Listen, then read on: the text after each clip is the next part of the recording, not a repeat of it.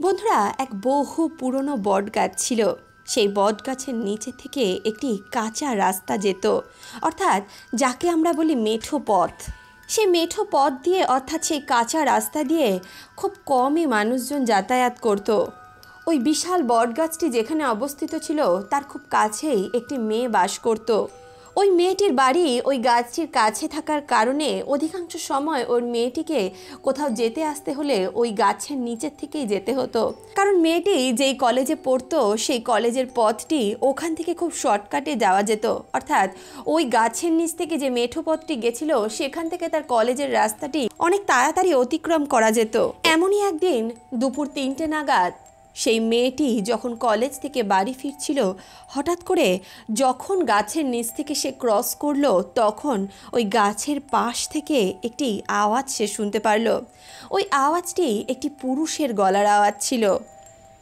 সে ব্যক্তি তাকে বলছিল, তুমি কি আমাকে বিয়ে করবে? ওই মেয়েটি এই কথা শুনে খুবই অবাক হয়ে গেল। সে চারপাশে দেখতে লাগলো যে কে তাকে এমন কথা বলেছে, কিন্তু সেখানে কেউ ছিল না। মেয়েটি এই বিষয় নিয়ে খুবই চিন্তিত হয়ে পড়ল এবং সে তাড়াতাড়ি সেখান থেকে নিজের বাড়িতে চলে আসলো। বাড়িতে এসে সে তার মাকে সমস্ত কথা জানালো। সে বলতে লাগলো, মা, আজকে যখন কলেজ থেকে বাড়ি ফিরছিলাম ওই বটগাছের নিচ থেকে যখন আমি আসছিলাম তখন এক পুরুষের গলার আওয়াজ আমি শুনতে পারলাম। সে আমাকে বলছিল, তুমি কি আমাকে বিয়ে করবে? এ কথা শুনে মেয়েটির মা খুবই অবাক হয়ে গেল। তিনি বলতে লাগলেন, দেখ, তুই এখন বড় হয়েছিস আর এভাবে একা একা ওইসব রাস্তা দিয়ে যাতায়াত করিস না। আমি তোকে সব সময় বলেছি যে তুই বড় রাস্তা দিয়ে কলেজে যা, না তুই সব সময় ওই মেঠো পথ দিয়েই যাবি। ওখান থেকে গিয়ে তোর কী লাভ হয়? মেয়েটি বলতে লাগলো, আরে মা, ওখান থেকে গেলে আমার একটু শর্টকাট হয়ে যায়, না হলে তুমি তো জানো বড় রাস্তা দিয়ে গেলে কতটা দেরি হয় কলেজ যেতে। এইভাবেই সেই দিনটা কাটলো।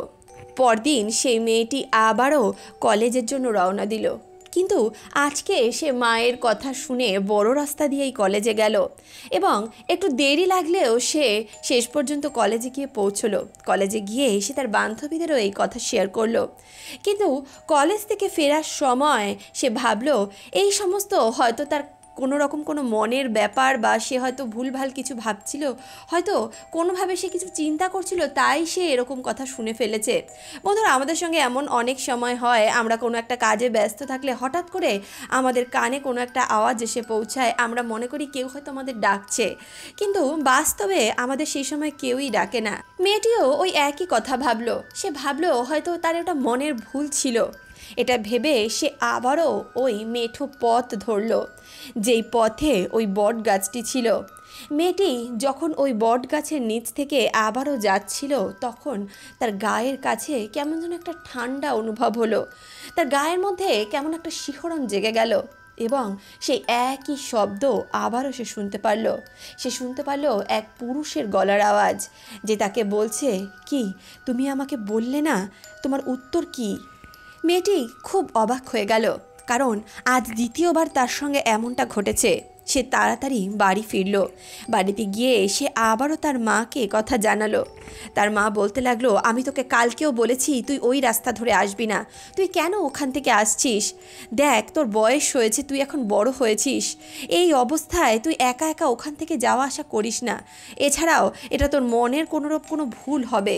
কিন্তু মা নিজের মেয়েকে বোঝালেও তার মনেও এই বিষয় নিয়ে বিভিন্ন রকমের কথা চলতে লাগলো। সে মেয়েটির দাদাকে, অর্থাৎ নিজের ছেলেকে এই সমস্ত কথা জানালো। তিনি বলতে লাগলেন, প্রতিদিন তোর বোন যখন ওই বটগাছের নিচ থেকে আসে, কেউ একজন তোর বোনকে বলে সে তাকে বিয়ে করতে চায়, তুই একটু দেখ তো এই বিষয়টা কি। মায়ের মুখে একথা শুনে তার দাদা খুবই রেগে যায়। সে বলতে থাকে, আচ্ছা ঠিক আছে, কাল আমি তোর সঙ্গে যাব, আমি দেখব কে তোর সঙ্গে এমনটা করে, আমিও দেখতে চাই কে আমার বোনের সঙ্গে এমন কাজ করছে। আর আজও যদি সেই ব্যক্তি তোকে এই প্রশ্ন করে, তুই উত্তরে হ্যাঁ বলবি হ্যাঁ, আমি তোকে বিয়ে করতে চাই। পরদিন আবারও মেয়েটি যখন কলেজে যাওয়ার জন্য রওনা দিল, তার দাদা তার সঙ্গে গেল।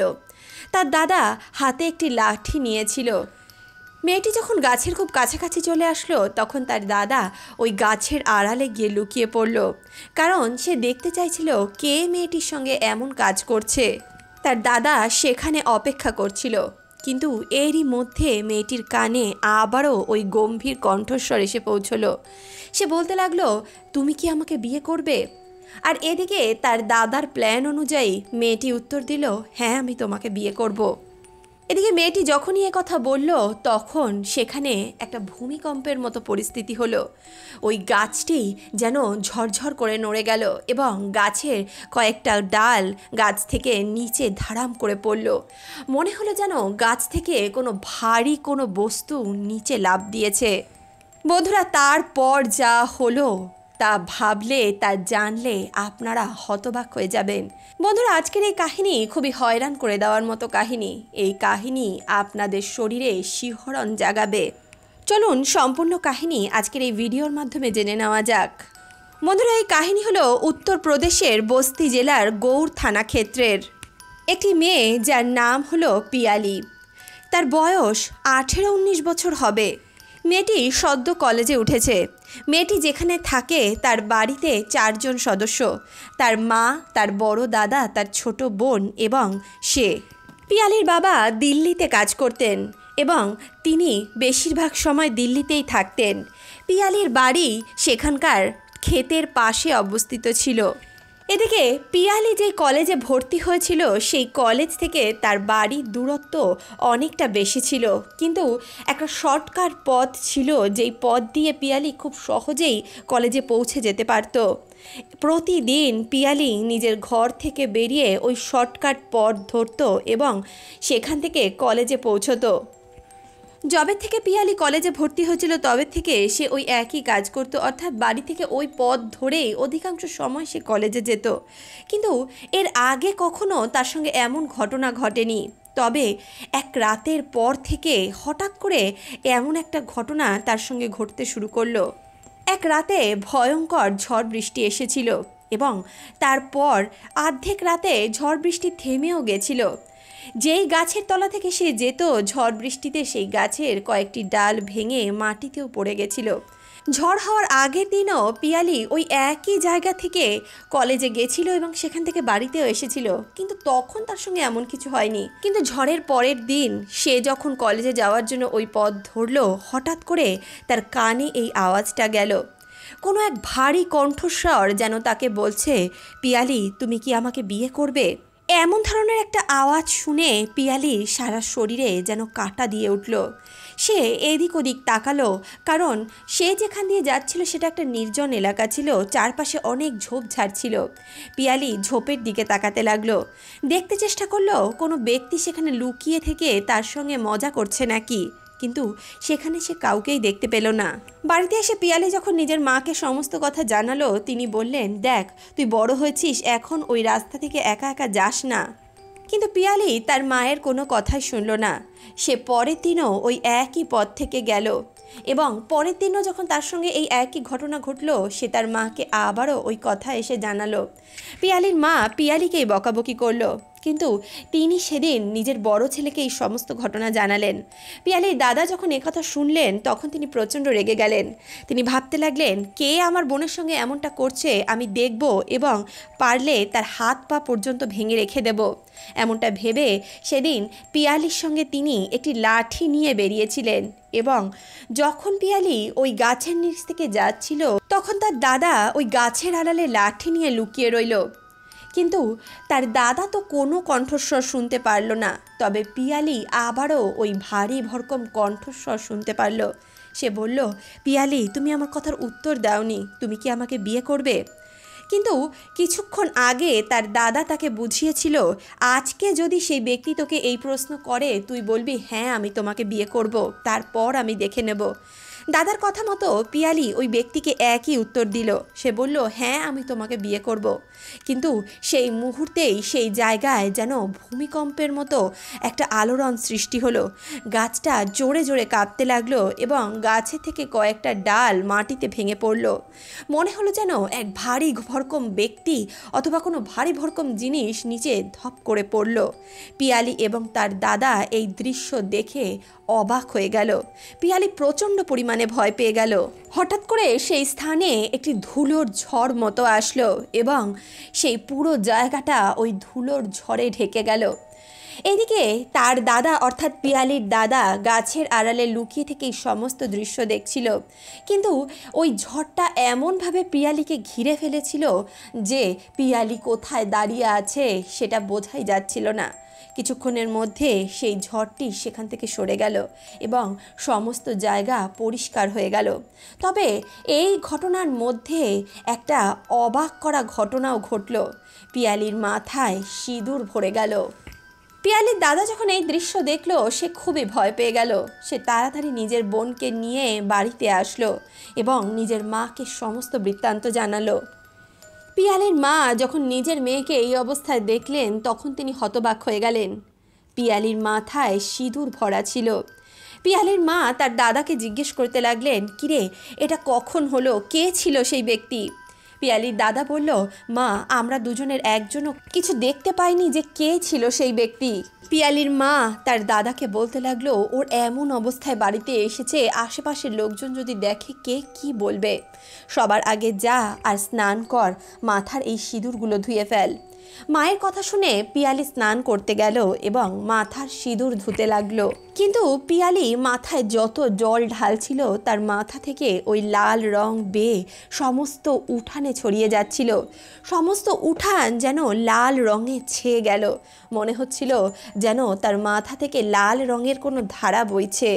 কিন্তু এত জল ঢালার পরও পিয়ালির মাথা থেকে সিঁদুর যাচ্ছিল না। পিয়ালি যখন আয়নায় এই দৃশ্য দেখল সে খুব ভয় পেয়ে গেল। এই কথা গ্রামের সকলের মধ্যে ছড়িয়ে ফেলল। তারা সকলেই পিয়ালের বাড়িতে এসে উপস্থিত হলো। তারা যখন এই দৃশ্য দেখলো তারা বলতে লাগলো, নিশ্চয়ই কোনো ভূতের কাজ এটা। কে বলতে লাগলো কোনো ভূত প্রেত, কে বলতে লাগলো কোনো পিশাচ, কোনো ব্রহ্মদৈত্যী, আবার কেউ বলতে লাগলো হয়তো কোনো জিন এই কাজ করেছে। এক এক ব্যক্তি এক এক মত প্রকাশ করতে লাগলো। আর পিয়ালি আর তার পরিবার একথা শুনে ভয়ে কাঁপতে শুরু করলো। গ্রামের এক বৃদ্ধ মহিলা বলল, এখন যখন এই ব্যক্তির দৃষ্টি ওর উপর পড়ে গেছে, এত সহজে ও পিয়ালিকে ছাড়বে না, ওকে কোনো ওঝার কাছে নিয়ে যেতে হবে।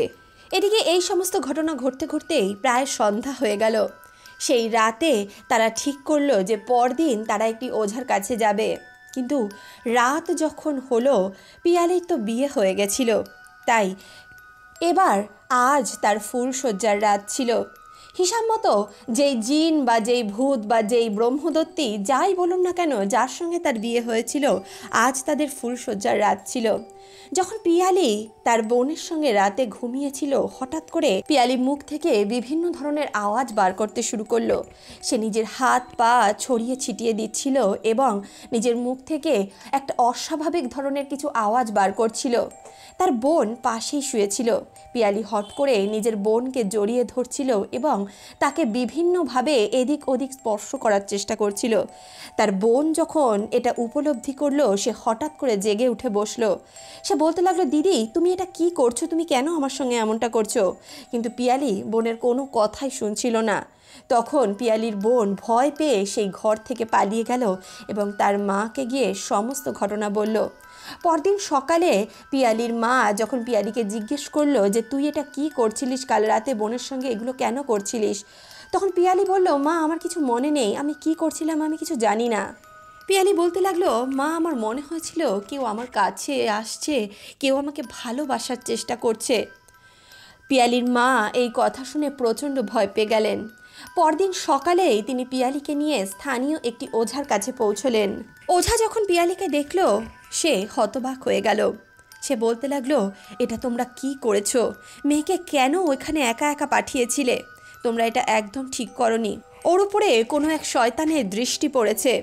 ঠিক আছে, আমি এই বিষয়টা দেখার চেষ্টা করব। তোমরা এক কাজ করো, তোমরা আমি যে যে সামগ্রী বলে দিচ্ছি সেগুলো নিয়ে আসো এবং পরদিন আমার সঙ্গে দেখা করো। পিয়ালির মা ওঝার দেওয়া ওই চিরকুটটি নিয়ে পিয়ালিকে নিয়ে বাড়িতে পৌঁছলো। পরদিন পিয়ালি ও তার মা ওই সমস্ত সামগ্রী নিয়ে ওঝার কাছে পৌঁছলো। কিন্তু ওঝা যখন সেই সমস্ত সামগ্রী দিয়ে হাওয়ান অর্থাৎ যজ্ঞ করতে শুরু করলো, তখন পিয়ালি অস্বাভাবিকভাবে চিৎকার করতে লাগলো। সে চিৎকার করছিল এবং নিজের গায়ের জামা কাপড় পর্যন্ত খুলে ফেলছিল। সে যেভাবে চিৎকার করছিল তার গলা থেকে একটি পুরুষের গলার আওয়াজ বেরোচ্ছিল। সে ব্যক্তি বলছিল, তুই কে আমাদের স্বামী স্ত্রীর মাঝখানে আসার? আমি তোকে শেষ করে ফেলবো। তুই আমাকে ছেড়ে দে, আমার স্ত্রীকে ছেড়ে দে। পিয়ালি আমার স্ত্রী, তুই কোন সাহসে আমার স্ত্রীকে নিজের কাছে ডেকেছিস? বন্ধুরা, জানি না পিয়ালির মধ্যে এই শক্তি কোথা থেকে চলে আসলো। সে চিৎকার করে করে এই সমস্ত কথা বলছিল এবং এক সময় সে ওঝার বুকের উপরে চেপে বসলো আর ওঝাকে হাত দিয়ে মারতে শুরু করলো। পিয়ালি সেই ব্যক্তির গলা চিপে ধরলো এবং তাকে মারার চেষ্টা করতে লাগলো। সেখানে গ্রামের আরও অনেক ব্যক্তিরা উপস্থিত ছিল এবং পিয়ালির মাও সেখানে বসেছিল। এই দৃশ্য দেখে তাদের হাত পা কাঁপতে লাগলো। তারা প্রচণ্ড পরিমাণে ভয় পেয়ে গেল। তারা সকলে মিলে কোনো মতে পিয়ালিকে সেখান থেকে দূরে সরানোর চেষ্টা করছিল। কোনো মতে তারা সকলে মিলে পিয়ালিকে সেখান থেকে সরালো এবং ওই ওঝাটির প্রাণ রক্ষা পেল। তারপর ওঝা তাদেরকে জানালো, এটা আমার কাজ না, আমি এই কাজটা করতে পারবো না। ওকে যে ধরেছে সে খুব জেদি, অনেক বছর পুরনো, ওর শক্তি আমার থেকে অনেক বেশি। তোমরা অন্য কাউকে ঠিক করো, অন্য কাউকে দেখো। ওঝা তাদের জানালো, এ পিয়ালিকে খুব ভালো মতোই ধরেছে, এত সহজে এ পিয়ালিকে ছাড়বে না। তারপর থেকে পিয়ালি যখনই বাড়িতে একা বসে থাকতো, আশেপাশে অদৃশ্য এক ছায়া সে দেখতে পেত। সে পিয়ালিকে বলতো, তুই মাথায় সিঁদুর কেন পরিসনি, তুই মাথায় সিঁদুর কেন পরিসনি। বারবার পিয়ালি এই একটা কথাই শুনতে পেত। কিছুদিন পর থেকেই পিয়ালি সব সময় মাথা ব্যথা করা শুরু করলো। পিয়ালি যখনই সিঁদুর পরতো তখনই তার মাথার ব্যথা ঠিক হয়ে যেত। এই কথা যখন পিয়ালির বাবার কাছে পৌঁছলো তখন তিনি এই কথা শুনে খুবই অবাক হলেন। পিয়ালির বাবা যত তাড়াতাড়ি সম্ভব দিল্লি থেকে বাড়ি ফিরলেন। বাড়িতে এসে তিনি মেয়ের এই দৃশ্য দেখে খুবই অবাক হলেন। পাড়া প্রতিবেশীরা বলতে লাগলো, মেয়েকে ওই জায়গায় গিয়ে দেখাও, ওখানকার ওঝা খুব ভালো। আমার দিদির উপর 10টি আত্মার ছায়া ছিল, ওই ওঝা ঠিক করে দিয়েছে।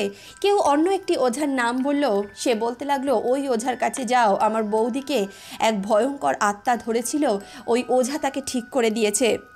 পিয়ালির বাবা মা বিভিন্ন লোকের বিভিন্ন কথা শুনলেন, কিন্তু তারা এই কথা শুনে খুবই বিভ্রান্ত হয়ে গেছিলেন। তারা ঠিক করতে পারছিলেন না এখন তারা কি করবেন।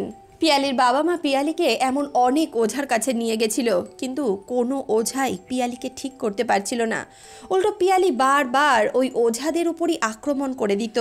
এদিকে পাড়া প্রতিবেশীর অনেকেই পরামর্শ দিল, পিয়ালিকে কোনো একটি ভালো ছেলে দেখে বিয়ে দিয়ে দাও, হতে পারে পিয়ালির বিয়ে হয়ে গেলে ও পিয়ালিকে ছেড়ে চলে যাবে। এমন কথা শোনার পর পিয়ালির বাবা পিয়ালির জন্য ছেলে দেখতে শুরু করলেন, কিন্তু যখনই কোনো সম্বন্ধ পিয়ালির জন্য আসছিল তখনই পিয়ালি এইভাবে চিৎকার করে প্রচণ্ড পরিমাণে চেঁচামেচি করে তার মুখ থেকেই ওই শয়তান আত্মা পিয়ালিকে বলানোর চেষ্টা করত যে কোনো দিন যদি পিয়ালির বিয়ে দেওয়ার চেষ্টা করো তাহলে যার সঙ্গে বিয়ে দেবে আমি তাকেও মেরে ফেলবো, এছাড়াও তোমার বাড়িরও আমি কাউকে জীবিত রাখবো না। এছাড়াও পিয়ালিকে সবসময় মাথায় সিঁদুর পরে থাকতে হতো, কারণ সে যখনই সিঁদুর ধোয়ার চেষ্টা করত এমনিতে তো সিঁদুরের রং তার মাথা থেকে যেত না। যদিও কোনো মতে সিঁদুর ধুয়ে সে নিজেকে পরিষ্কার করার চেষ্টা করত, তার এত বেশি মাথায় যন্ত্রণা করতো যে সে নিজেকে ঠিক রাখতে পারতো না। এইভাবেই বহু দিন কেটে গেল এবং পিয়ালি আস্তে আস্তে খুবই অসুস্থ থাকতে শুরু করলো। তখনই একজন পিয়ালির বাবা মাকে জানালো যে তুমি বালাজির মন্দিরে চলে যাও, সেখানে গিয়েই এই সমস্যার সমাধান হতে পারে। রাজস্থানে এই বালাজির মন্দির রয়েছে। যেই ব্যক্তি ভূত প্রেত বা কোনো রকমের এই ধরনের বাধা দ্বারা আক্রান্ত হয়, বজরংবলীর কৃপায় সে ওখানে গেলে সমস্ত রকম বাধা কাটিয়ে উঠতে পারে। পিয়ালির বাবা যখন একথা শুনলেন তারা বালাজির মন্দিরে যাওয়ার সিদ্ধান্ত নিলেন। বন্ধুরা, বালাজির মন্দির খুবই প্রসিদ্ধ একটি মন্দির। এই মন্দির সম্বন্ধে হয়তো আপনারা অনেকেই শুনেছেন। এই মন্দিরে এই ধরনের ভূত বাধা দূর করা হয়। এমন অনেক ব্যক্তিরা সেখানে যান এবং যাদের এই ধরনের বাধা আছে সেখানে গিয়ে এই বাধা দূর করে আসেন। যারা কোথাও ঠিক হয় না তারা সেখানে গিয়ে অবশ্যই ঠিক হয়ে যায়। কিন্তু পিয়ালির বাবা যখন সেখানে যাওয়ার সিদ্ধান্ত নিলেন, যেদিন তারা সেখানে যাবেন তারা একটি গাড়ি ঠিক করলেন, যে গাড়িতে 8 জন ব্যক্তি খুব সহজেই যেতে পারত। তবে পিয়ালি যখনই একথা শুনল সে খুবই উত্তেজিত হয়ে পড়ল। সে কোনো মতে ওই গাড়িতে বসতে চাইছিল না। 5-6 জন ব্যক্তি মিলে জোর করে পিয়ালিকে গাড়িতে বসানোর চেষ্টা করলো, কিন্তু পিয়ালি কোনোভাবেই গাড়িতে বসতে রাজি ছিল না। তখন তারা জোরপূর্বক পিয়ালিকে গাড়িতে বসালো। সে যেখানে বাস করত সেখান থেকে রাজস্থানের বালাজির মন্দিরের দূরত্ব অনেকটা ছিল।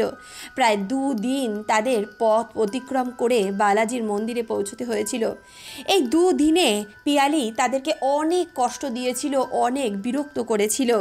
কিন্তু যখন তারা বালাজির মন্দিরে পৌঁছলো তখন পিয়ালি নিজের রুদ্র রূপ ধারণ করলো।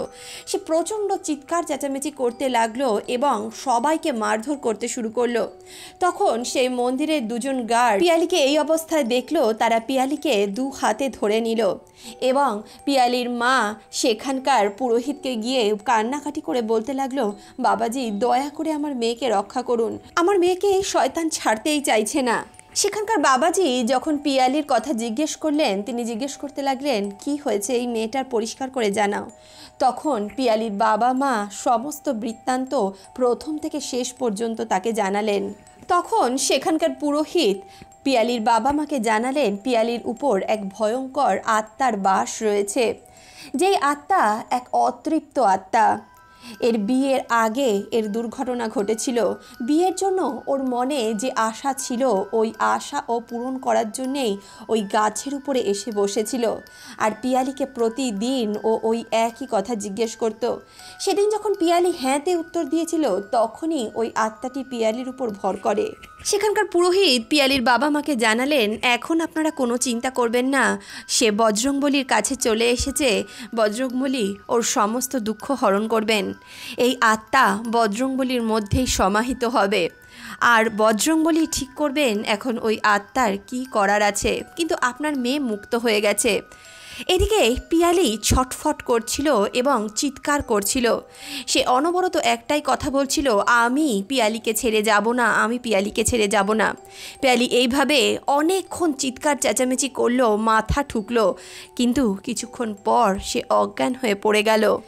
কিছুক্ষণ পর যখন পিয়ালির জ্ঞান ফিরল তখন পিয়ালি পুরোপুরি ঠিক হয়ে গেছিল। সেখানকার পুরোহিত পিয়ালির বাবা মাকে জানালো ও এখন সম্পূর্ণ সুস্থ, আপনারা এখন আপনার মেয়ের ভালো জায়গায় বিয়ে দিতে পারেন ও সুখে শান্তিতে সংসার করতে পারবে। বন্ধুরা, বালাজির কৃপায় পিয়ালি নিজের সুস্থ জীবন ফিরে পেল। তারা আবার রাজস্থান থেকে উত্তরপ্রদেশ নিজের বাড়ি ফিরে আসলো এবং এখন পিয়ালি সুস্থভাবে নিজের জীবন কাটাচ্ছে। এখন তার গ্র্যাজুয়েশন কমপ্লিট হয়ে গেছে এবং সে একটি ভালো কোম্পানিতে কর্মরত অবস্থায় রয়েছে। তার বাবা মারা তার বিয়ের জন্য দেখাশোনা করছেন। পিয়ালি এখন পুরো সাধারণ এবং সুস্থ জীবন যাপন করছে। বন্ধুরা, এই ঘটনা 2021-এ ঘটিত হয়েছিল আর এখন 2025।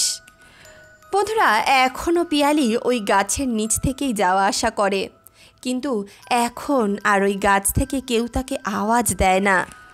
বন্ধুরা, একটা কথা আপনাদেরকে পরিষ্কার জানিয়ে দেওয়া উচিত, এটা আমার জানিয়ে দেওয়া কর্তব্য। এই ভিডিও তৈরি করার উদ্দেশ্য কোনোরূপ কোনো অন্ধবিশ্বাস ছড়ানো নয়। এই বিষয়ে আমিও সঠিক তথ্য জানি না, ভূত প্রেত হয় কি হয় না এই বিষয়ে আমিও আপনাদের কোনো দৃঢ় মন্তব্য দিতে পারবো না। কিন্তু বন্ধুরা, গ্রামের এত লোকের সামনে এই ঘটনা ঘটেছিল এবং এই ঘটনা খুবই অস্বাভাবিক মনে হলেও এই ঘটনা কিন্তু সেখানকার মানুষজন উপলব্ধি করেছিল। তাই আমার মনে হলো এই ঘটনাটি আমি আপনাদের সঙ্গে শেয়ার করি। বন্ধুরা, বালাজির মন্দিরের এমন অনেক ঘটনা আছে, আপনারা যদি সোশ্যাল মিডিয়ায় সার্চ করেন আপনারা এই দৃশ্য নিজেরাই দেখতে পাবেন। তবে আপনাদের কাছে আমার একটাই প্রশ্ন, আপনারা কি এই সমস্ত বিষয় বিশ্বাস করেন? আপনারা কি বিশ্বাস করেন এই ধরনের ভূত প্রেত জিন আত্মা এগুলো হয়? আপনারা কি মনে করেন ভূত বাধা বলে কিছু হয়? আপনাদের জীবনে কি এমন কোনো রকমের এক্সপিরিয়েন্স আছে? যদি থাকে আমাদের সঙ্গে অবশ্যই শেয়ার করুন। তাহলে বন্ধুরা, দেখা হচ্ছে নতুন কোনো কাহিনীর সঙ্গে, নতুন কোনো ঘটনার সঙ্গে। ততক্ষণের জন্য সুস্থ থাকুন, ভালো থাকুন।